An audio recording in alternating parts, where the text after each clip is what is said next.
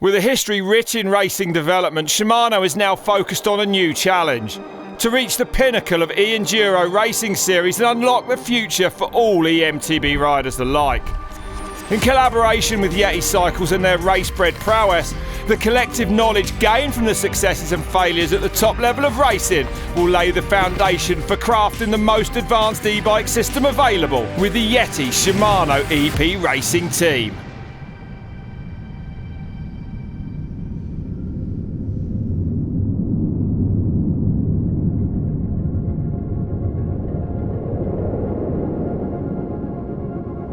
After inspiring first EWS-E race in Scotland, the team head to Pets in Austria and Jamnica, Slovenia for round 2.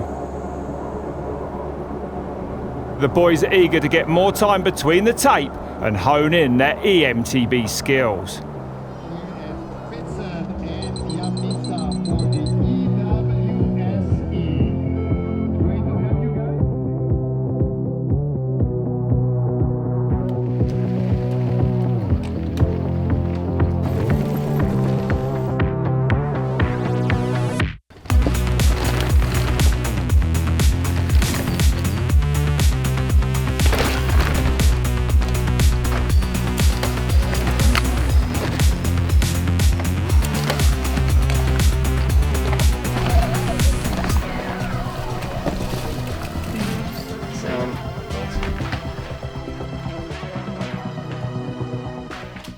James is checking over. Yeah. Well, a couple of times they went to a gear that was too easy for me. There's a couple of traverses that really was in the wrong gear, and you only get to pedal like 2 or 3 revolutions, so it's kind of wasted effort. For sure. In the wrong gear. Hayato said it would get better if we changed it to a lower number, which seemed opposite to me, so we can try. Well, let's try going to 3 then. Yeah. And see if test that theory. Can you make a change quickly? Yes. Yeah, let's change it to 3 then. Support this week. Yeah, okay. Yeah.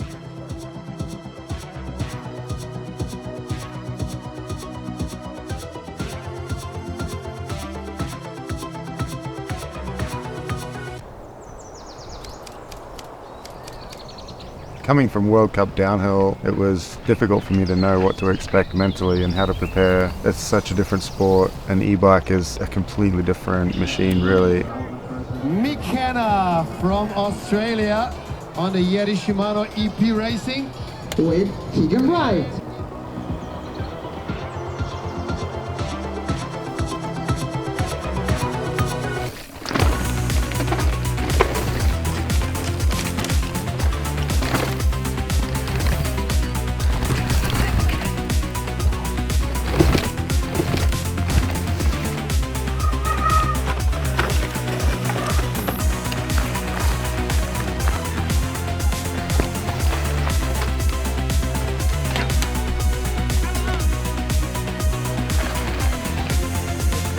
Yeti colors is Mick. Oh, Keegan goes 11. Eerste plaats voor Keegan. Racing doesn't always go to plan, and after a very challenging day and with a lot learned from round 2, the team looks forward to redemption. I was on stage 2. Just dropped the top stage 1, stopped, put it back on. It lasted all of stage 1. It lasted 95% of stage 2, and at the end of stage 2, snapped, paddled to the end, stopped, go back and get it, look down, and just hanging there still. Did he mention about the situation when the chain tore up? So like when shifting tore up? This auto shift, so it doesn't know if it was shifting or not. Because we didn't know, the best thing to do was basically take the chain, take it back to Japan, look at it under a microscope and see if you can see anything. But this is kind of one of those things where we don't really know. Whether auto shift caused it or not, it was an opportunity to look for improvement in the algorithm, I think. With a 2-week break before the next block of racing, the boys head to Finale, Italy for a little recovery and some quality testing and saddle time.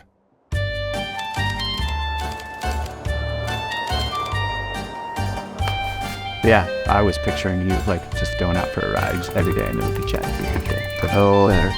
Does that sound alright to you? Yeah, I mean, I think your priority should be getting ready for the race, just getting used to the bike and you can It will work better for me anyway to just lap the same do it the same thing thing. around. Okay. Yeah, try and be able to reproduce those scenarios that caused me to switch it off. So today the name of the game is going to be figuring out little adjustments to shift timing and the start gear in order to get it dialed so that any pedal he quarters out of, it's a nice supportive gear. Can try the different shift timing inside of A1 or A2 and basically use A1 to be like start gear 4 and A2 to be start gear 5. And Okay. so we can do that setting on the bike. Yep.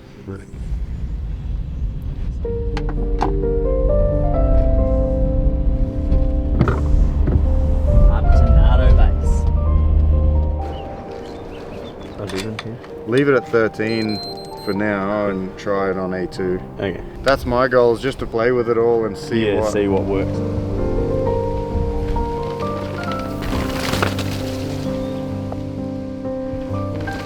So do you want to try the same thing? Where you can Yeah, try I'll just keep it at the same. Okay. Because I think I'm only going to do this run anyway.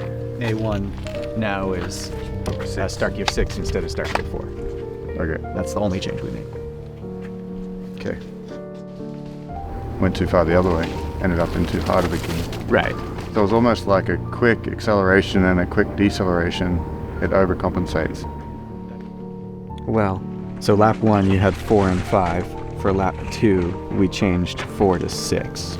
So it's starting to sound like what we chose for the end of Petsin. But that And it was pretty close. It was just like that one scenario that it worked against me, which I have a feeling is just the fact that it can't predict. The main advantage of this whole system is free shift. Yeah, and that's what we shouldn't lose sight of. I mean, we've already got a stage win. We've kind of shown that it can work, that it can keep up.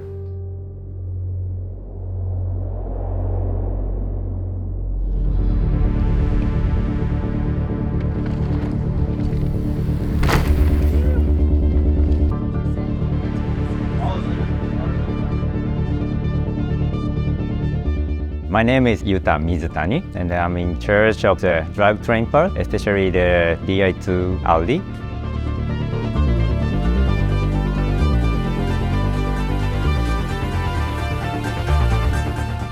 Biggest challenge for e-bike racing is that there is no format set for it. Power stages, how technical, like it's something that we're learning each week that we come to an event.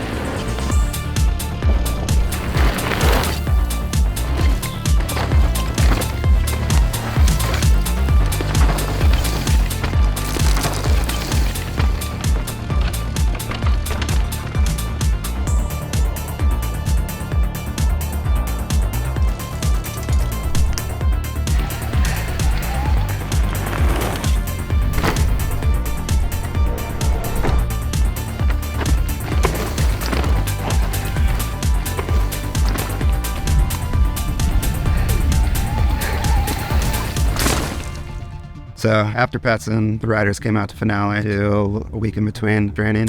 Keegan had a crash, hit his head, pretty serious injury. So he was able to ride in Valberg. Wasn't riding normal and had some issues. So after further discussing, we decided that it'd be best that he sit the race out.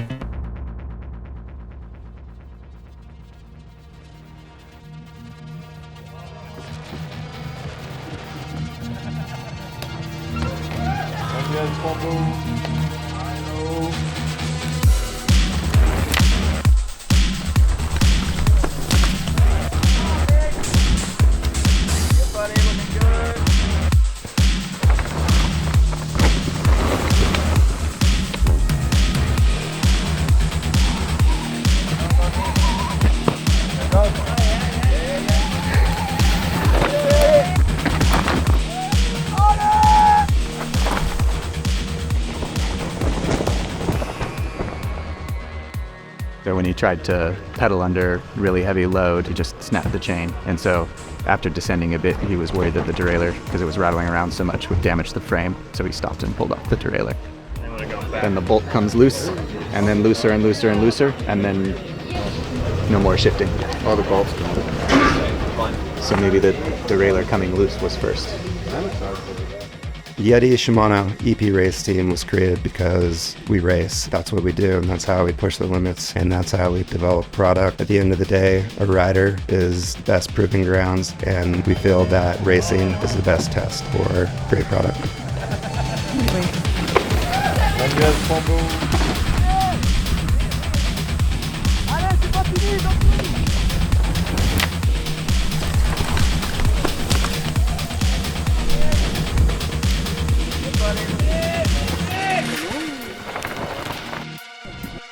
Another race day met with many challenges leaves the team hungry for the final 2 rounds of the EWS-E in Crans-Montana, Switzerland and Finale Ligure in Italy. Be sure to join us for the final episode.